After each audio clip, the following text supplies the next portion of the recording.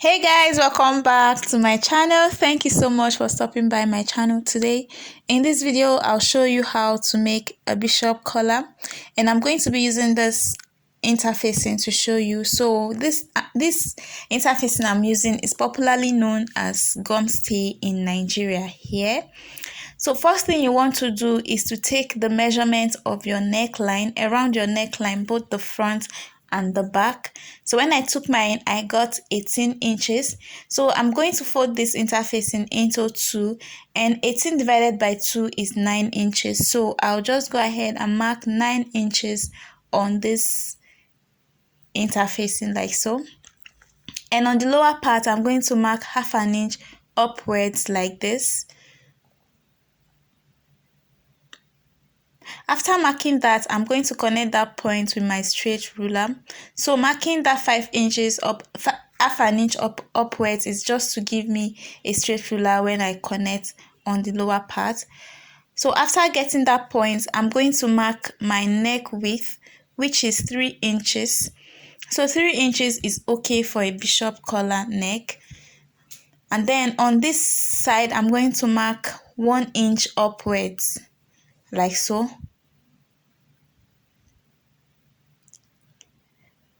Okay, so what I did was to mark from the line, I marked 1 inch upwards on that point, and I marked my neck width on the closed side. So I'm going to connect the point with my curved ruler. Please ignore my curved ruler. This curved ruler I've seen better days, okay? So I'm just going to connect this point using my curved ruler like so. After connecting the points, I have this for my points. So on this line that I just marked, I'm going to go up by 1 inch. This is because I want the collar to be 1 inch long. If you want yours to be longer than mine, you can do 2 inches, you can do 1.5, but don't go less than 1 inch. 1 inch is the least you can go. You can even do 3 inches depending on how high you want your bishop collar neckline to be. So what I'm using for mine is 1 inch. So I'm going to mark 1 inches all around this point, and I'm also going to connect it with my curved ruler, just the way I did for the lower line. In case you don't have a curved ruler, you can use your straight ruler, or you can just connect the points with your free hand. But because I have my curved ruler, I'm just going to use the curved ruler to curve the points, connect the points that I just made like so. So after connecting the points, I have something like this. So I'm going to make sure that this line is still up to 9 inches. Remember, I need 9 inches for my neckline. So I just marked, as you can see, I still have 9 inches here. So that's where my 9 inches stops. So I'm going to connect that point straight down to meet the other line like so. So here you see that our collar is already taking shape. But what you can also do is to go ahead and curve out the edge like so, so that you have this beautiful curve at the end of your bishop collar like so. If you don't want that curve, you can go ahead and leave it straight. But I just want mine to have this curve. I feel like it gives it a more beautiful fitting and beautiful look. So this is what we have, and I'm going to cut this out now.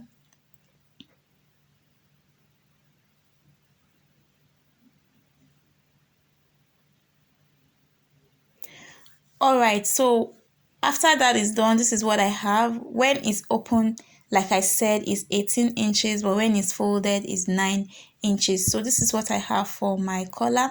What I'm going to do is to go ahead and bring the fabric that I would be using for this collar, for the collar, yes. So I'm going to go ahead and bring the fabric and show you how to make the collar. So first thing I did was to attach the gum stay to the fabric. You place the shiny part on the wrong side of the fabric, and then use your hot iron to press it to it like so. So after doing that, I went ahead and added half an inch seam allowance all around my collar, the neckline of this collar. So I just added half an inch seam allowance on the upper part like so. And on the sides as well, I added 1/2 inch seam allowance. On the lower part, I'm going to go ahead and add 1/2 inch seam allowance also.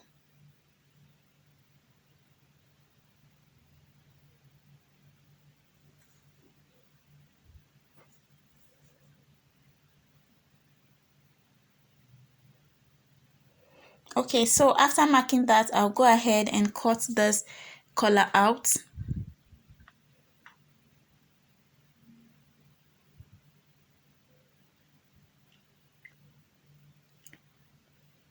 Okay, so this is the pattern we have for the collar. So like we are going to have to cut another one for this one because we cannot use just one. Okay, so I'm going to bring out the next pieces and I'm going to place this on the piece, and then I'm going to cut out the second part for the collar. So when you are placing this, make sure you place it right sides facing each other so that you get the correct pattern for your collar. Don't place it wrong side or right side. So place it right sides facing each other and then cut out the exact same size you have for the first one you cut, including the same allowances you added. Okay, so now I have 2 pieces for my collar. So the second one is not going to have an interfacing. It's just going to serve as a lining piece for the main piece. Okay, so what I'm going to do now is to take this to the sewing machine and stitch as close to the interfacing as possible. So what I'm doing is what I'm going to do is to stitch the 2 parts together, but I'm going to make sure my seam is as close to the interfacing as possible. So from this corner I'll stitch down to the other corner. When I'm done doing that, I'm going to come back and show you how it looks. So right here is my collar. The stitch has been made on the upper part of the collar. So I left the lower part of this collar open. I didn't stitch it together yet, so it's open. What I'm going to do is to trim off the excess I have, the seam allowance I have on the upper part. I'm going to trim it off. This is because I want the collar to be as flat as possible on the upper part when I turn it inside out. So this is what you should do for yours as well. The seam allowance you have on the upper part, just go ahead and trim it out so that when you flip it to the right side, the collar is as flat and neat as possible from the right side. Okay, so after trimming it off, I'm going to go ahead and turn this inside out. I'm going to reveal the right side now.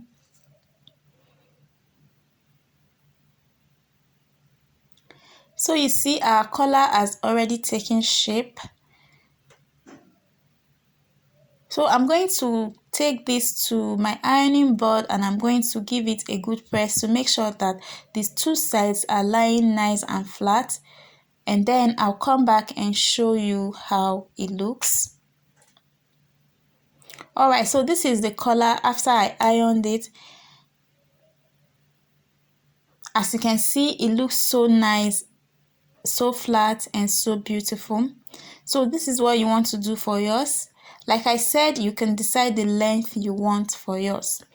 Okay, so here is the seam allowances I have on the lower part. I went ahead and folded it inwards and then ironed it. As you can see here, I folded the seam allowance inward and then I ironed it to make it flat and make it easy when I take it to the blouse I'm attaching it to. It's very easy to just attach to the neckline. So when I want to attach it, I just open the seam allowance and stitch on the crease that the iron made on the bishop collar, on the collar of this, on this collar. Okay, so that is what you want to do. So if you want to attach a button to yours, after attaching it to the blouse, you can go ahead and attach a button to the neckline. If you don't want to do that as well, you can just leave it that way. It depends on how you want it. So basically that is it on how to make a bishop collar. If you found this video helpful, don't forget to give it a thumbs up. Subscribe to my channel if you haven't already. Until I see you again in my next video. Bye.